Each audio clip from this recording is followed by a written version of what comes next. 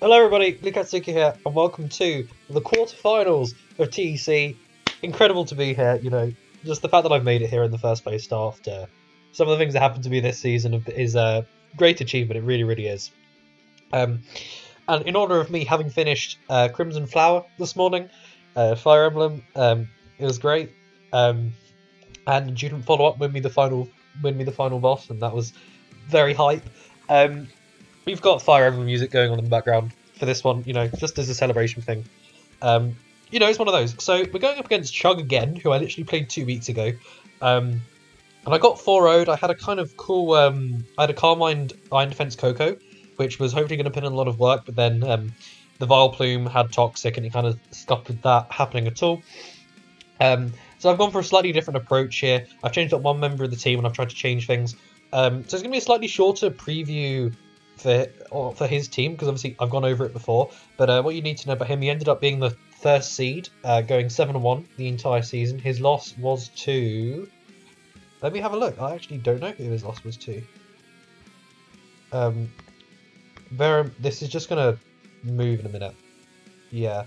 His loss was to JK, who ended up as 4th seed, I think, or 5th seed. It was one of the two. Another very good player is the point. Please tell me that's going to go back to the same place. It did. Cool. So... No, it didn't. Wonderful. Get over there. There we go.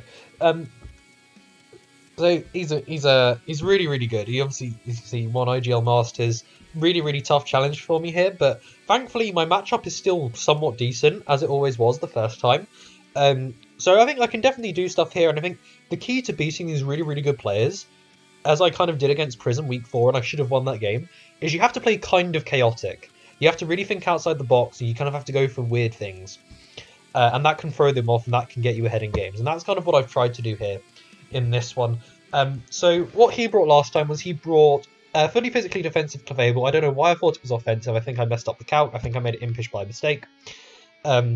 He brought Mega Aero, which didn't really get to do much. He brought Rocky Helmet, fully physically defensive Blastoise. He brought Specs Keldeo. He brought physically defensive Vile Plume, because it checks Coco offensively on the special side anyway. And then he brought Bulk Up Bolton. I think he probably won't stray too far from that. I see maybe max 2 Mons changing from that. I think he definitely brings Clefable. I think he definitely brings Aerodactyl. I think he definitely brings Keldeo. And he definitely brings Vile Plume again. I think those 4 are pretty certain for me. I could see him mixing in, especially the P2. I could see the P2 coming in for this one. I could also see Metagross coming in as well. Maybe Rocky Helmet Metagross to check Zapdos rather than Rocky Helmet Blastoise. Although I wouldn't be surprised to see Blastoise stick around, because it's also a good thing to stop Swampert flip turning and do stuff like that. It can kind of sit there, and I feel like P2 is fairly likely to come onto the team, maybe in place of the Bolton for this one. Although Bulk Up Bolton still does have a good matchup against me here, he could bring that as well. I wouldn't be surprised. Same thing applies as before. Clefable's tough for me to beat because it's just really, really bulky.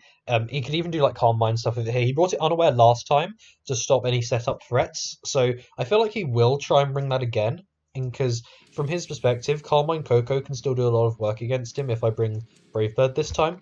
So I think he does need to be very careful of that coming again, because if he doesn't bring Unaware Clefable, that can definitely do a lot of work. Aerodactyl makes a lot of sense still to come to this game because of how fast it is. It's a big threat because of how fast it is. I've actually foregone having something fast than that this time because I have good defensive responses to it, but just its speed makes it difficult to be dealt with. Porygon 2 is very, very bulky. It can kind of sit there, do that, just recover, hit pretty hard on the special side. And based on the fact that I was reluctant to bring Florges the first time, I could see him bringing it and actually just trying to hit some stuff pretty hard in this one. Gliscor is good, but really doesn't have a good matchup. It gets beaten by a solid like 7 or 8 of the 11 of the members of my team, and it can't really do much about that. It can even lose to Coco in some situations, and can lose to stuff like Florges as well if he's not careful. So I really don't see him bringing it if he did bring it last time, if he didn't really value it last time. It doesn't really have a lot of value. Metagross, I think, could do a lot of work because of the priority. I think priority Bullet Punch could be really strong for him here. And it just hits pretty hard. In general, it can do some good bulky utility things. He could even run like agility and do stuff like that and try and be faster and win the game. I think if Blastoise comes, it probably comes the same Rocky Helmet set, because that checked that got nice chip damage off on like Zapdos and Swampert. Although Shell Smash is obviously still a big threat, and that is something to be aware of. I don't think he's going to be as likely to run that this time based on what he did last time. And then Keldeo, he brought Specs last time. I wouldn't be surprised to see him mix it up and bring a Scarfed set or a Calm Mind set, predicting me to change up my Starmie approach because he did get 2-shot by Specs Hydro Pump. Volplume, I expect to come no different. Rocky Helmet, fully physically defensive, checked stuff really, really nicely across the board on my team, has a really, really strong matchup here. Alolan Persian, I could maybe see mixed in, kind of as like a fast parting shotter, although it doesn't have a great matchup, and I think he has better things to bring. Bolton could come bulk up again, because that set can do a lot of work against my team.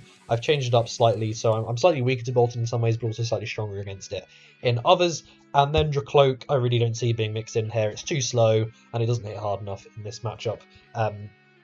I could have maybe seen it come like week 7 when he didn't really have that much to play for, but especially now in playoffs, I really don't see it coming at all.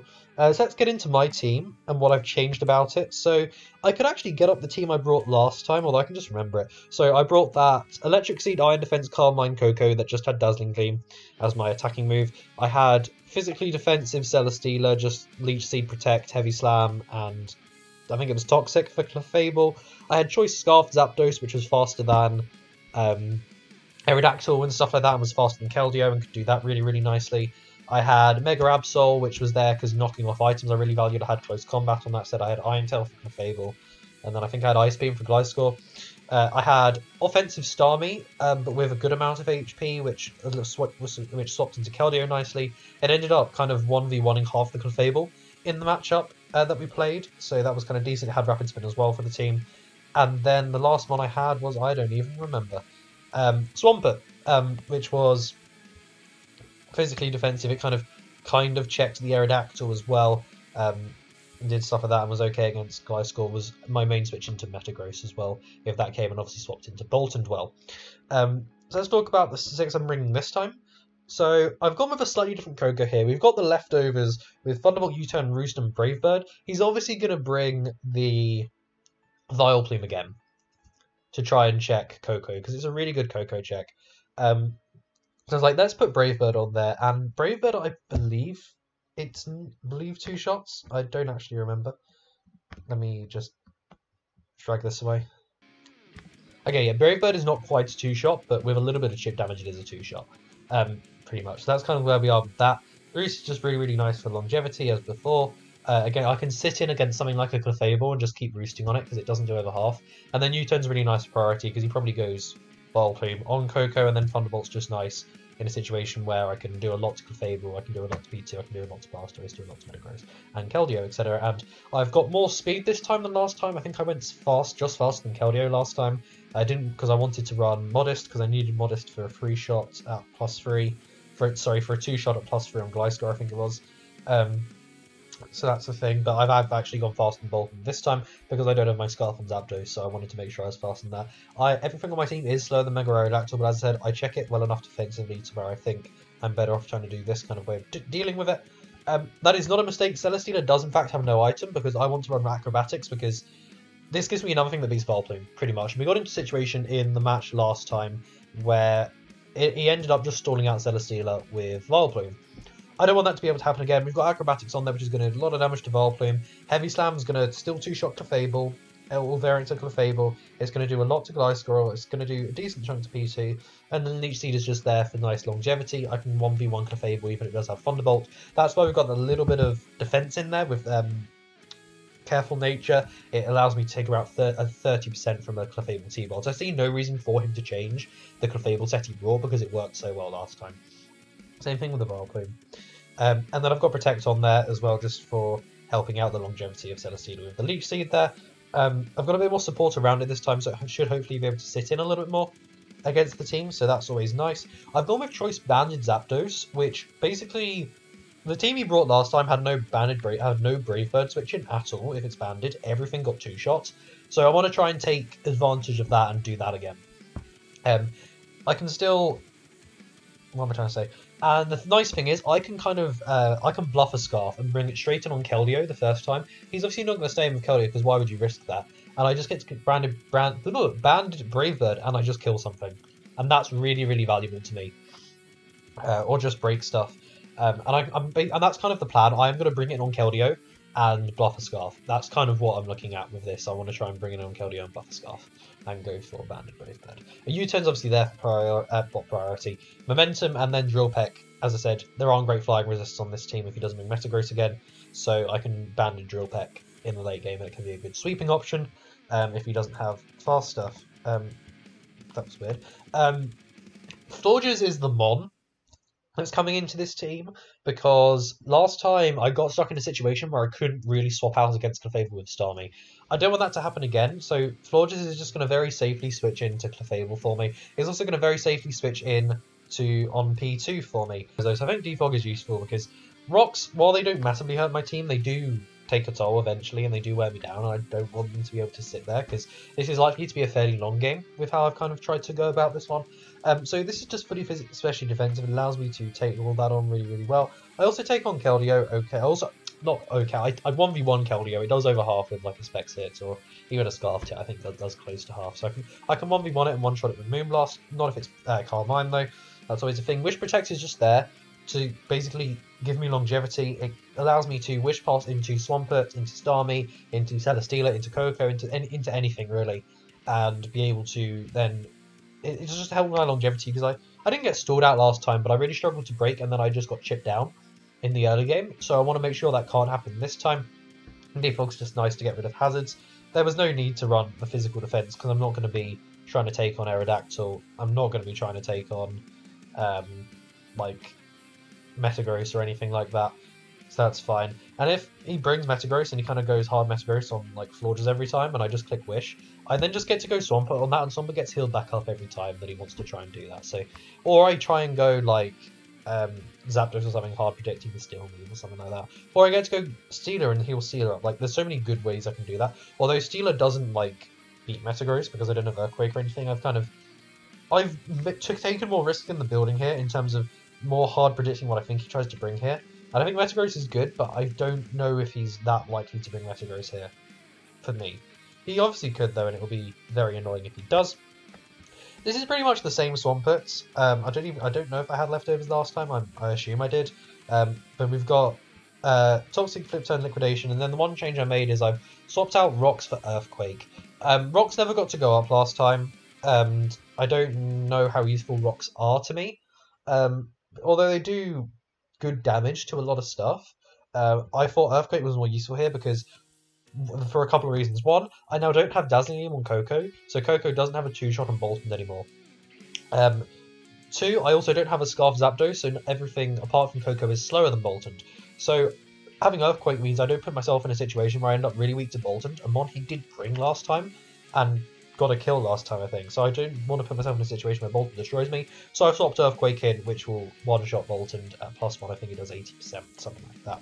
Liquidation is still a really solid move to click in general against stuff like Aerodactyl. And Flip Turn is actually the click really, really nicely. But he obviously brought like Rocky Helmet Blastoise to try and punish that last time, as did Matt last week.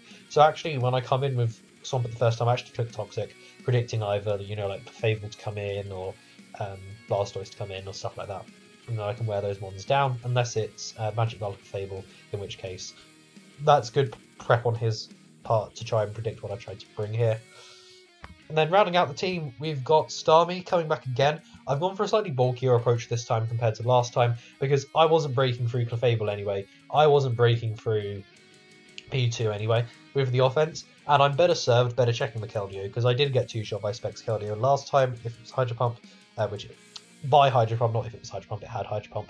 So I've just gone really bulky on this one. I've got Recover for the really good longevity, and then same kind of thing applies where I can Toxic into a Clefable that wants to come in or a Blastoise that wants to come in, and then I've still got Psyshock on there to do a good amount of damage. It also allows me to 1v1 Carmine Keldeo, and then Scold is still going to do a lot of damage to the Spike Gliscor if he brings it to kind of to Clefable because it was more physically defensive last time, and stuff like P2 and Metagross as well, which is kind of important to me there. So that's kind of what I'm thinking. Those are the changes I've made. Hopefully they pay off, and if they don't, then oh well. It's going to be very much an uphill battle, so I had to take risks here to do this. So hopefully I can put it off. So I'll see you guys in the battle. Okay, so as I kind of predicted, he has made one switch in here. He's brought in Porygon over Boltund for this one compared to the original match, so that's not too unsurprising. Oh, that was close. I almost made the mistake. I almost made the mistake. Let's just check everything's okay with the recording. Yeah, cool, we're good. Yeah, so not too surprising there. You see Aero now? Aero being the first thing on the board for this team suggests that he's maybe tried to think of a slightly different way to use Aero here. That may be Home Claws, maybe something. Oh, he's actually brought Gliscor as well. I did not even see that.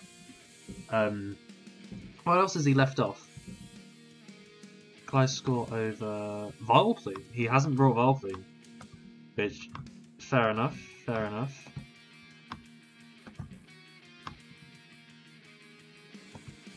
So this is a situation where my original Coco set would actually have been pretty damn incredible. But we're not in that situation, so it's a bit of a nothing. So see Aero, we see Gliscor, we see P2, we see Clef, we see the Keldeo, and we see this Blastoise.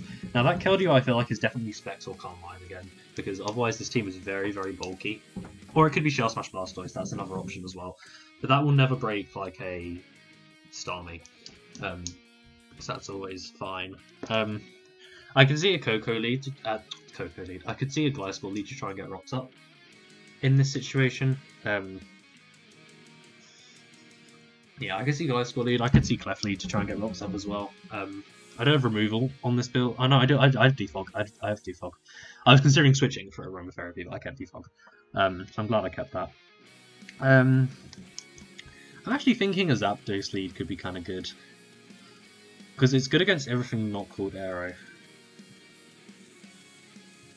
But I have done that lead a couple of times this season, and I think I led it against him last time. So I don't really want to do that here. I'm actually going to lead Coco, I think, and click U-turn against everything not called Aero. Yeah, I like that lead. In this one, I like that lead. He leads Blastoise, which is interesting. So he'll lead that. Probably go out into Gliscor here. Let me just get... Oh, did I know? Oh, hold on, I'm gonna have to... I really thought I had done that. Oh god, okay.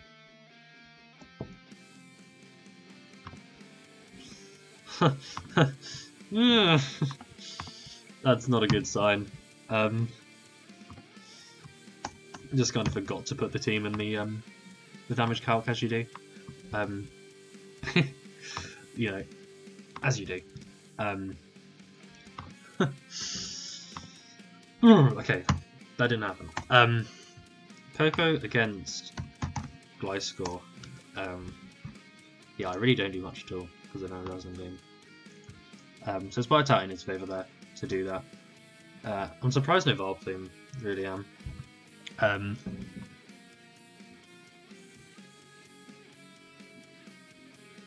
I guess this was here to count as Zapdos because I led Zapdos last time. I'll just U-turn turn 1, and it'll go out into Gliscor immediately, so it won't take any risks there. We see 7% on Gliscor, which... That's actually either Spadef or... It's got a... Ooh. So I've either min-rolled on Spadef. What happens if I put, like, that in there? Okay, yeah, so it's not fully physically defensive, is the immediate thing to learn there.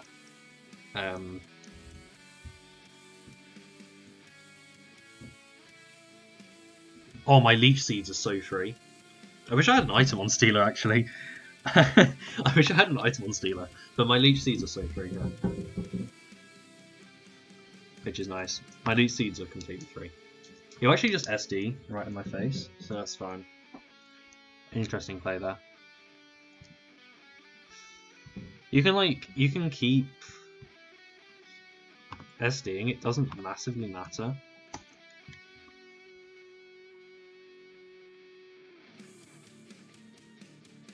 Like, I guess he's got Fire Fang on this set.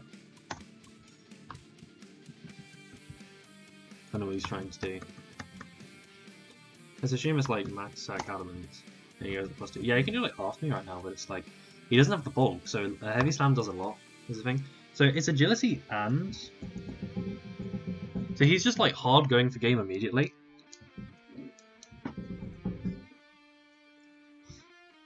But I don't think this pans out for him.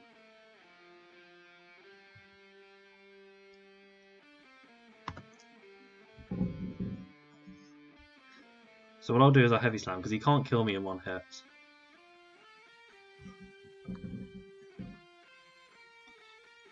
This is kind of scary though. This is very scary. Facade, yeah, won't do much at all. What's the idea with this set? It's a weird one.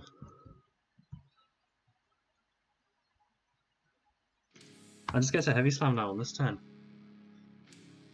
He'll just SD again. I'm really confused by this set. I don't know what that was doing. I'm not sure what that was doing. Yeah, Keldeo will come in here.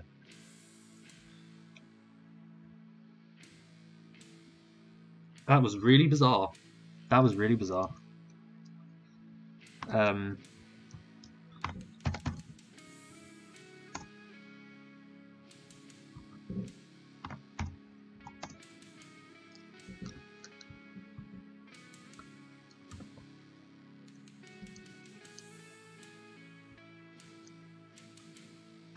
That was really bizarre. Yeah, probable flip turn here, yeah. Not surprised to see that. I don't know if 7.7 off flip turn is going to tell me much. Against Starmie. That's actually a min roll on Modest. So I think that looks too perfect for it not to just have been a min roll on Modest there. So I reckon it's Modest specs. Similar to last time. And he'll know I've got more HP based on that calc as well. If he's got the same set, or even if he hasn't got the same set, because he'll know the calc, so he'll know I'm bulkier. I'm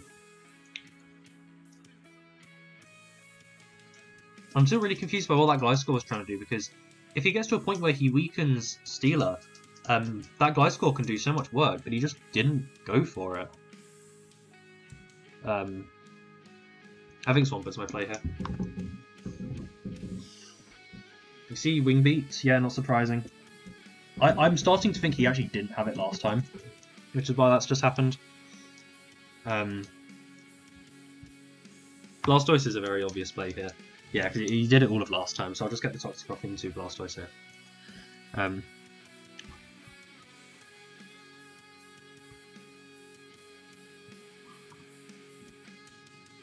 And I could just Earthquake, because, like, it's defensive Blastoise.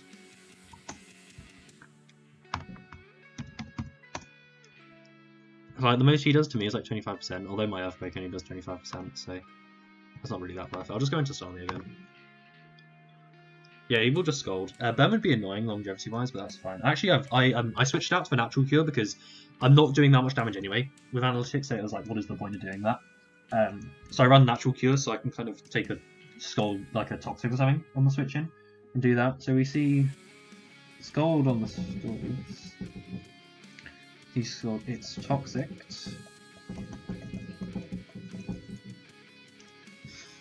I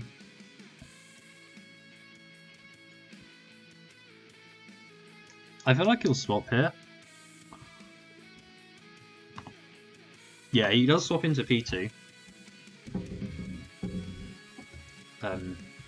Which takes 16 off that. 1, 2, taking 16 from Starmie's Psyshock.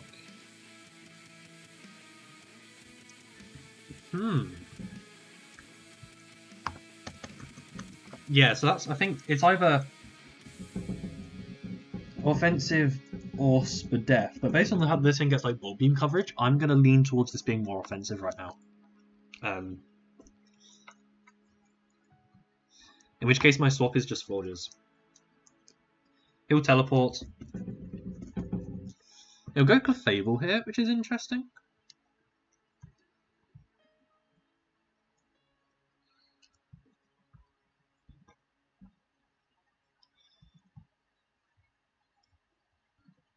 That's very interesting.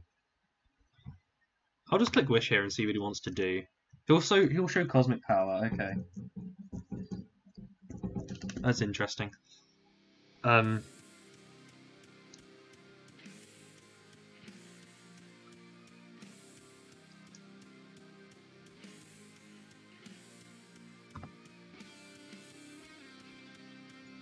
We'll go for it again here. So I get my Swampert back up here. I'll just go for Hard Toxic into this, which he may be Magic Guard, which could be a thing. Yeah, it is Magic Guard. Okay.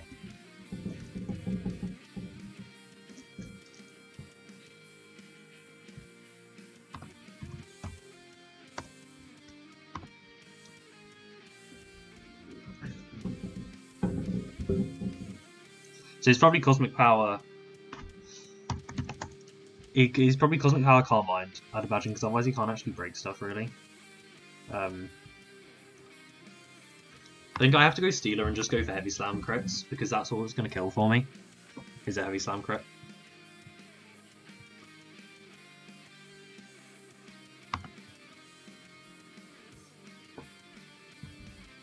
All that's going to kill is a Heavy Slam crit for me. So, okay, so we see Babiri. So I guess it was here to kind of be able to actually set up on Celesteela, which is interesting. I imagine it's probably got Thunderbolt as well, if I had to guess. Yeah, we're doing 25% with that. Not much at all. He just gets to stun me out of Heavy Slams here. Yeah, he's got Soft Boiled.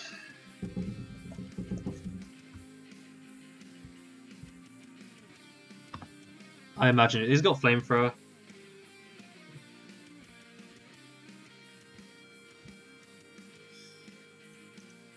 Yes, I don't think I beat this. I don't think I beat this. I think it's pretty much over at this stage. He got me on the change of the set. I will live that.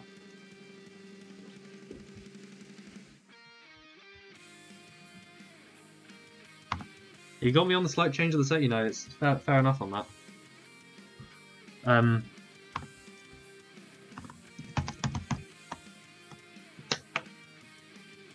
It's fair enough on that.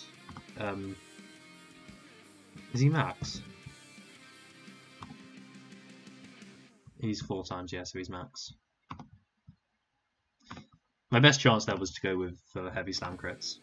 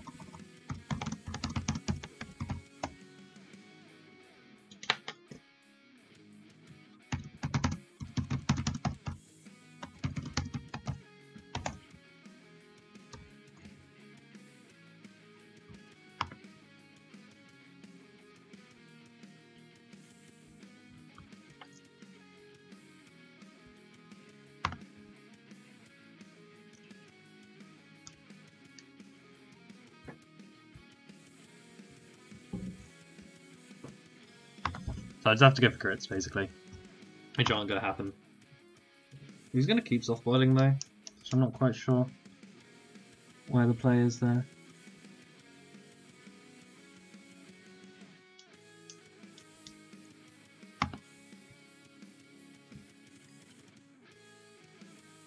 Okay, yeah.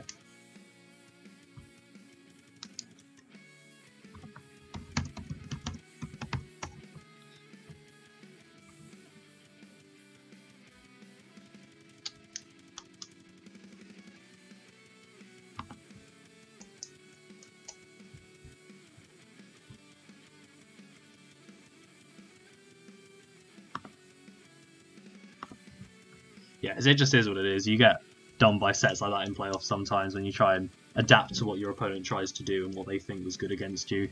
And he adapted well in that scenario. I didn't adapt as well. There's like, it's one of those. It's good games, it's a good set. I think with this Clefable gone, I do so well against the rest of the team, and that's something to keep in mind as well. Against the rest of this team, I'm in such a strong position that without this Clef there, I'm in a very, very strong position here that I kind of just kind of win the game with the Clef out the way in that scenario.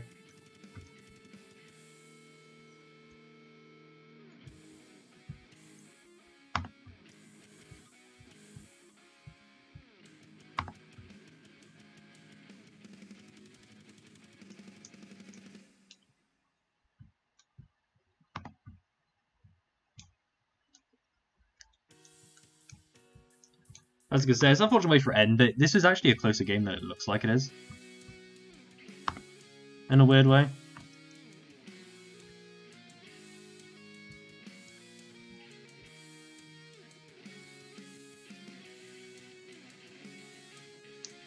Hold on a minute.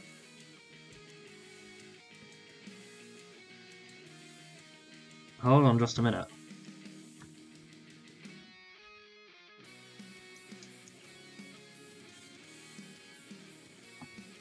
You get 10 of them.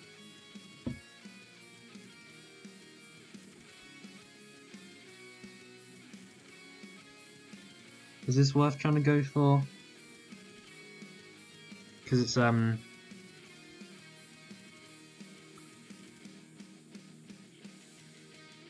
you get 10 soft boileds, right? And then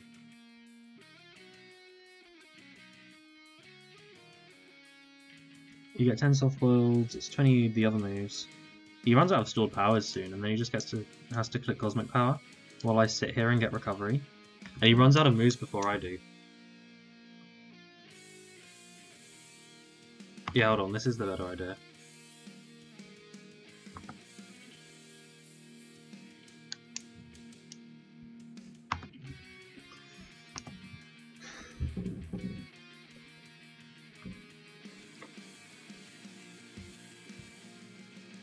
Yeah, let's hold the phone on that one.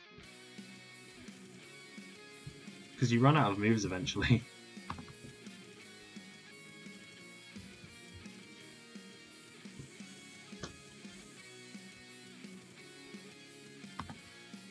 Yeah, he does actually run out of moves eventually in this situation. Here's the funny part.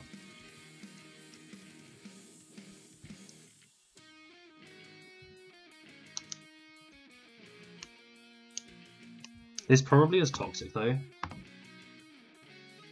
Yeah, so I don't want to get toxic on Florges. We have to try and toxic this thing. If he lets me toxic this, that's actually an okay position for me.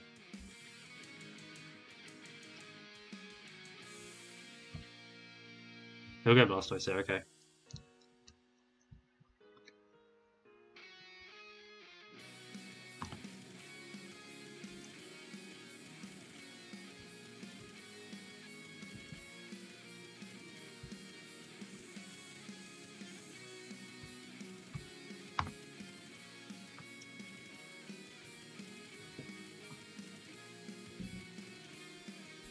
So we'll get rid of Blastoise. So it'll at least be a 4, which is quite fun.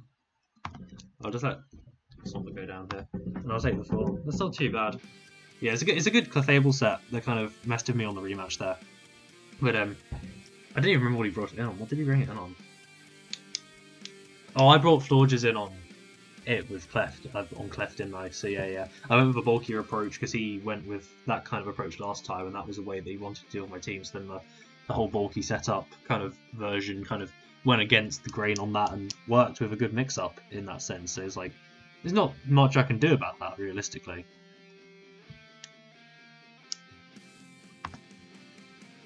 I'm actually flip turn, so I can an Earthquake into something, which he might go Aero. If he goes Aero, that's a God tier play. Not God, well, not God tier, but he'll go P2 and he'll take a hit here. Yeah, that's not bad. I don't think my Moonblast does enough to this though, so he just gets to like Toxic and then just like do something like that. He'll probably just Toxic here because yeah, or he'll just recover hard off, yeah.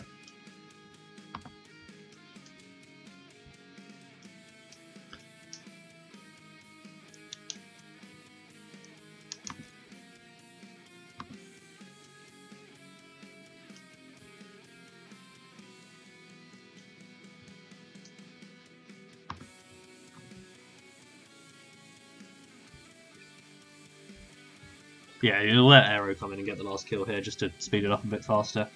He probably has Iron Head, I'd imagine. No, Dual Wing Beat will get the kill here. Yeah.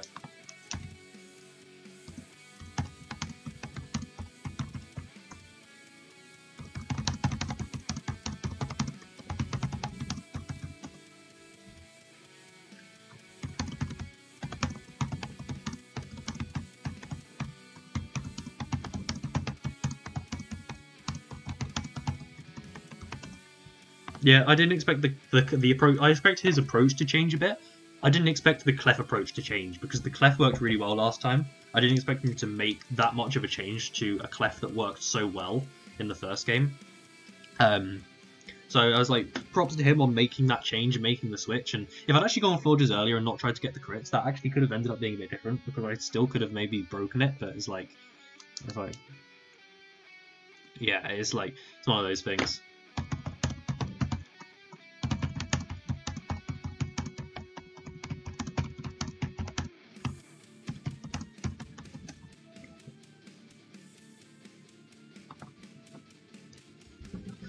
Yeah, it's one of those things where, like, my Coco from last time 6-0's here is the thing as well. So that's is what it is.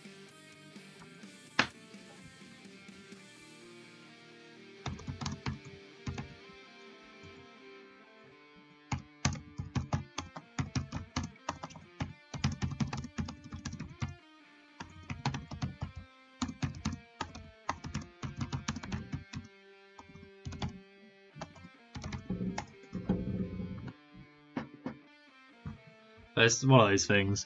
No, it's a good match, and it's not far off being in a good spot. And I had a good season in the end. Like, making playoffs in the first place is good, and I did really well to get there in the first place after some of the stuff that went down with me over the course of the season. I did really well to get that 4-4 in the end with some of the ways I played and some of the matches I played really, really well. So I can be happy with that, with a team that was really not my thing originally, and I made the changes, made it work for me, and then I've gone out to a really, really great battle here. So that's all you can say, really. So thank you so much for joining me for this ride for the season, and I will see you guys next season, hopefully. Well, probably. I'd assume so. I don't see why I wouldn't come back. But no, thank you so much. And thank you so much for anyone who's watched any of the matches, so thank you for that. So you might be wondering at this stage, why is the video called Adapt and Overcome? I didn't overcome anything there, surely. If anything, Chug overcame my adaptation.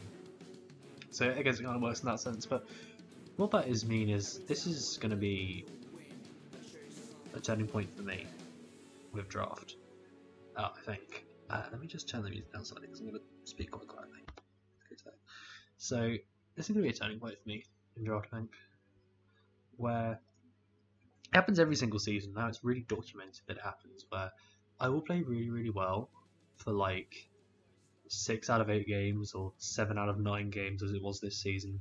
I'll play really, really well and really, really consistently, and then I'll just blip 1 week and I won't focus. I'll get confused. I'll panic, and that's what happened in the game that you've just watched. It was about 5-6 days ago for me now. No, not that long. Only 3. Wow, that has felt like a lot longer. As soon as the Clefable sets up, I just panicked and basically gave up. And it's like, no, you can't do that. I'm going to turn it back up again. I think that's back in spot. You can't do that, and I still had that game in a good position. Because Forges just tanked any of the hits. Like, I should not have lost the game there. It should have been 5v5 and I should have been able to force the Clefable out immediately, but I just panicked, I rushed, and then I stopped trying, and that is what needs to stop. And it's like, one draft for me has always been, it's very, very evident now with me actually properly documenting it, whereas so much of it is about the mentality that you go into it with, and I'm not the most, I guess, mentality stable person, which is something that is an independent thing from Mons to work on, but it is something I work on. And it's just a case of, if I can actually every week consistently put myself in the right positions, not panic, and being the right mentality, I will do so much better than I do currently, because say in a situation where let's ignore the mega button mishap because I actually played really well that game. Week 2 in there, even if I don't win the game, I get like 3-0, maybe 4-0 worst case scenario. I'm 7th seed at that stage. It makes a difference. It makes a huge difference. And especially if I hadn't had that mega mishap button, I'm 6th seed. Suddenly, like, or potentially 6th seed, like, it's one of those things where it's I'm not far off at all from being really, really good, and it's just getting rid of those weeks where I just flop on the floor and just stop trying and I panic. And one thing you'll notice is very common for me in general is I will make one mistake and then I will immediately make another. I think my ADBL Week 6 game, perfect example of this. I hit a physical attack into the Alolan Persian, it does no damage, and I'm like, wait, what am I doing? Then I immediately make another mistake on the following turn by going into another physical attack. Like, that always seems to happen for me, is it's mistake after mistake. And what I need to get better at doing is going, okay, that didn't come off. What's my best play from here? What can I do to kind of reset myself in the game? Because I don't do enough of that. So that's kind of a change to make, and it's just a case of, as well, making sure my prep is always nice and consistent. I'm not rushing prep. I'm not prepping at like 12:30 AM, which I did for a game this season. I don't remember which one that was. It might have been an ADBL game that I lost. I prepped like completely the wrong time, and it was not good. For me with draft, it's not about getting better at bonds. It's because I think I'm at a stage where the amount of difference I can make there is so minimal, and it comes from just having the experience of knowing how certain matchups work, which has come into play for me actually this week in a game that you'll see in about a week's time, where it's like I actually understand how matchups work now, just through experience, having played them a lot more. And that only comes with time. I can't go away and work on my playing ability because I know what I'm comfortable with and I know what I'm good with, and that's a good thing, and I'm at a good place with that. Where it changes is up there in terms of staying calm, staying in the right places in games, taking not going like very, very slow, but taking my time to make sure I'm doing the right things and not rushing, because I think I was a victim of rushing in 3 or 4 games over the course of my TEC and ADBL seasons, and that's something I want to change as well. So we're not going to rush as much, we're going to stay very calm, and I'm going to play so much better if I do that 100%, just being careful, making sure I'm taking things into consideration, prepping better, prepping stronger, using the calc more in prep, which is something I've identified before that I need to do a bit more of, just to ensure that I'm actually calcing stuff correctly. And that's where where I'm at with that, and I've put the standings up there for the sake of that. And this has been a great season. Thanks so much as always to people like Orange who make this thing what it is, because without them I wouldn't be in a league like this, which consistently does this every single season. We only had, I think it was two or three drops this entire season as well, which is it's incredible for a draft league, and it's an incredible community that they've been able to build around this league, and I'm so grateful to be a part of that. And I wouldn't have it any other way, even despite the mess that I put myself in sometimes. But thank you so much to all the coaches that come back. But no, I think I'm so grateful to have this, and I'm never at any point, if I have, it sounded like I wasn't for it and I wasn't enjoying it, I 100% always will, because I love draft. I love having a league that is this consistent and this brilliant in all that it does, and attracts great community members to it. With that said, I will hope you to join me back here on Wednesday for the draft breakdown for a new league, where I will hopefully be implementing all these new kind of things I've said to do, and hopefully I'll be adapting to myself and overcoming those challenges. So thank you so much for tuning in this season. I'll see you guys in the next one.